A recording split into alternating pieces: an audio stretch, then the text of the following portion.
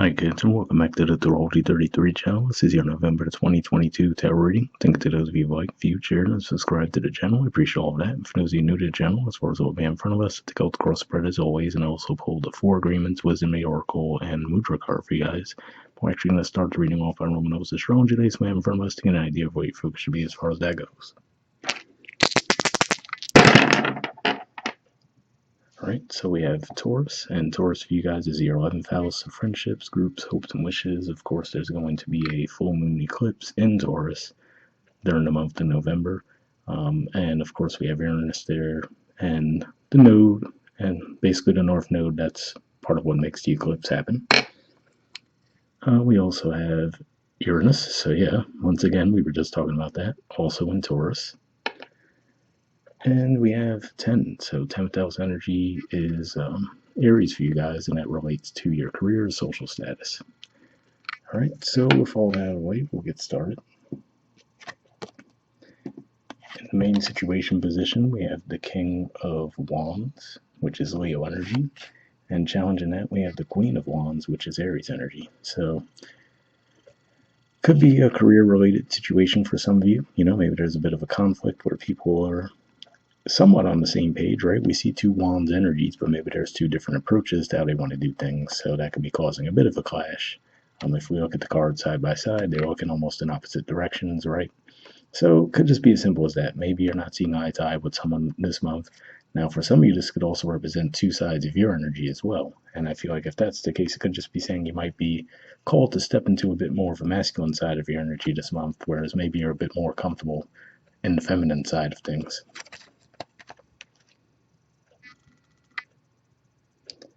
Alright, in the foundation position, we have the 7 of Pentacles, so Taurus energy here. So, like we said, we saw that come up in the dice as well. And this could just be saying that for some of you, you could just be reconsidering if you want to continue to put effort towards something. So, for some of you, it could be friendships. Others of you, this could be a financially related thing.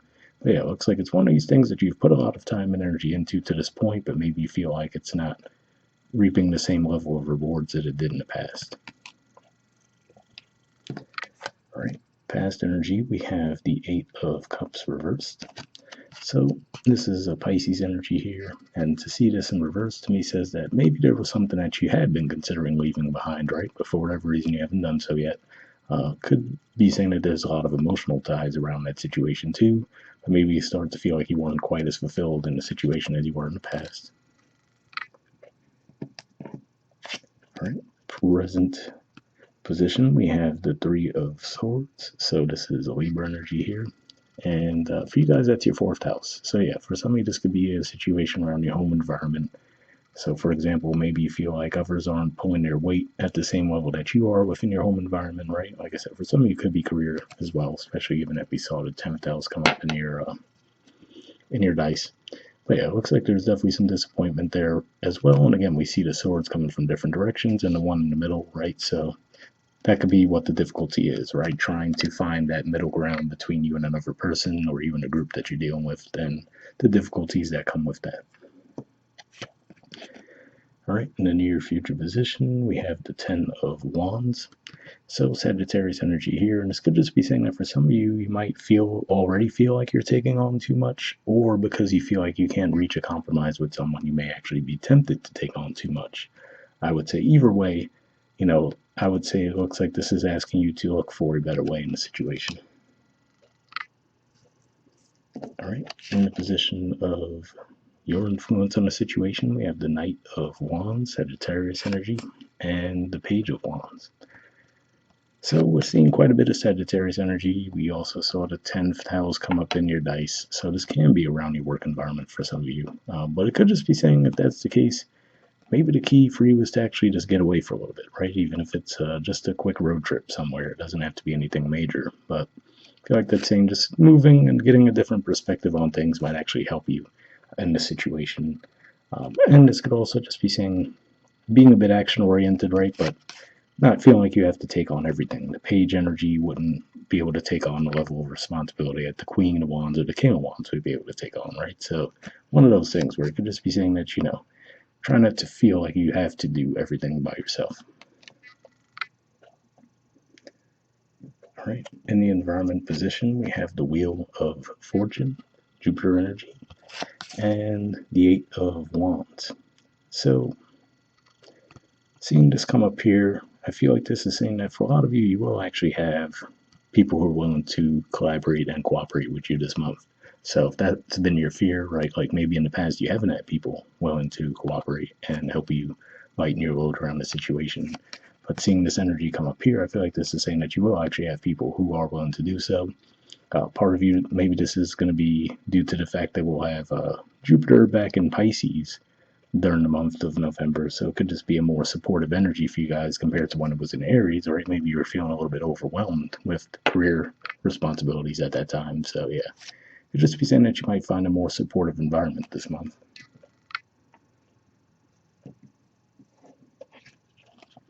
All right, in the hopes or fears position, we have the Knight of Cups and the Tower.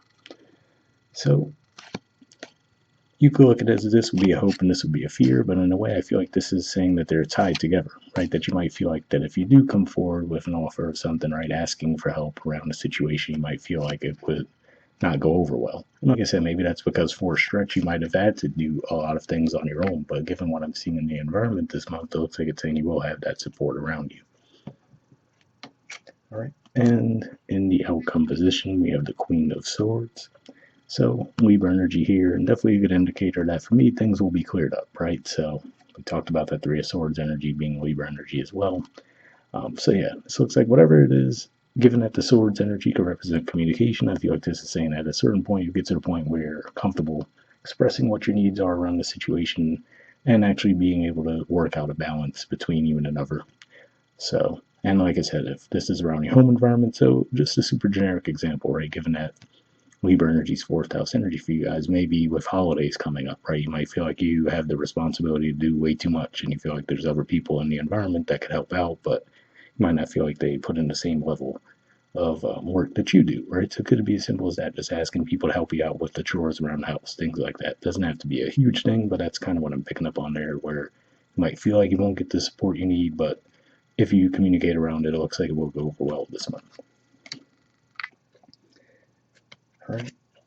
Bottom of the deck, we have the Three of Cups. So this is a Cancer energy here and represents a bit of a celebratory atmosphere. Usually to me, this points to either long-standing friendships you've had, possibly even just workplace connections in some cases, and maybe even siblings and family members. So that looks like a pretty good energy to see there for sure.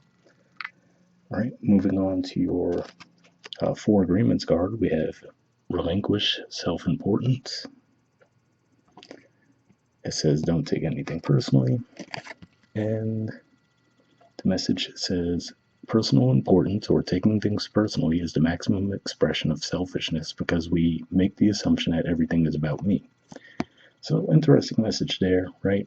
And in a way, I almost feel like this is saying one of those things where you might almost have a feel that you would come across that way if you do express what you want, right? So maybe that's why there's a bit of a reluctance on your part to express your needs and ask for them to be fulfilled. So more than just saying that this is the energy you guys are usually in, I feel like this could almost be a fear that you have, that if you do express yourself in that way, that's how you'd be perceived.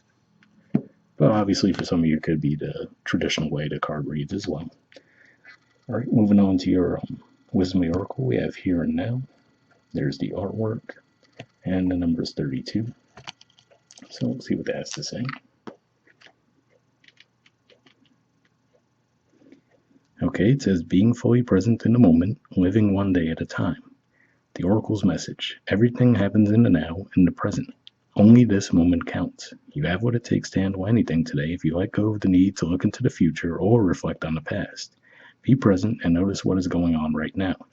This very moment has the potential for you to create miracles in your life. So yeah, definitely a pretty positive message there. And maybe that's what some of this is for you too, right? For some of you, it could even just be a bit more of a mental burden, where, like I said, maybe you're just worried about the way you'd be perceived in a situation. The relationship message says it's easy to yearn for a love affair or friendship you may not have right now, one that is more romantic, more fun, more reliable, more passionate. The good old days are gone and a new day has dawned. Let your heart trust that you have everything you need right now, whether you have the relationship you desire or not. Tomorrow is beyond your reach. Yesterday cannot return. The now is all that is available to you. Stay present and aware in this moment. As you cherish and approve of your beautiful self, you are a magnet for love. Spirit is madly in love with you right now. Did you know that? Turn to Spirit to feel the joy of love in the here and now. So, pretty positive message there as well. For a lot of you, I didn't necessarily feel like this was necessarily a one-to-one relationship dynamic, but hopefully it resonated either way. The prosperity message says, what you are working on is golden, and your efforts will leave a powerful legacy.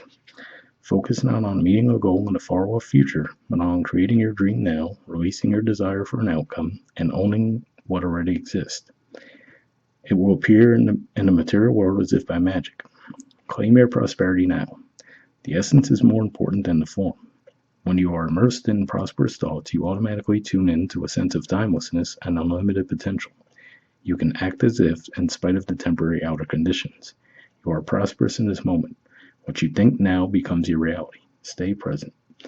So yeah, definitely a pretty positive message there too. And I do have to say, when it keeps talking about, and even I mentioned that maybe you guys are being trapped in your mind a little bit around a certain situation, could also be due to the fact that you guys have Mars in Gemini, which is your 12th house, and that's going to be retrograde all in November too. So, maybe it's one of those things where you're feeling yourself overthinking and just possibly seeing worst case scenarios in your mind, but hopefully that resonated.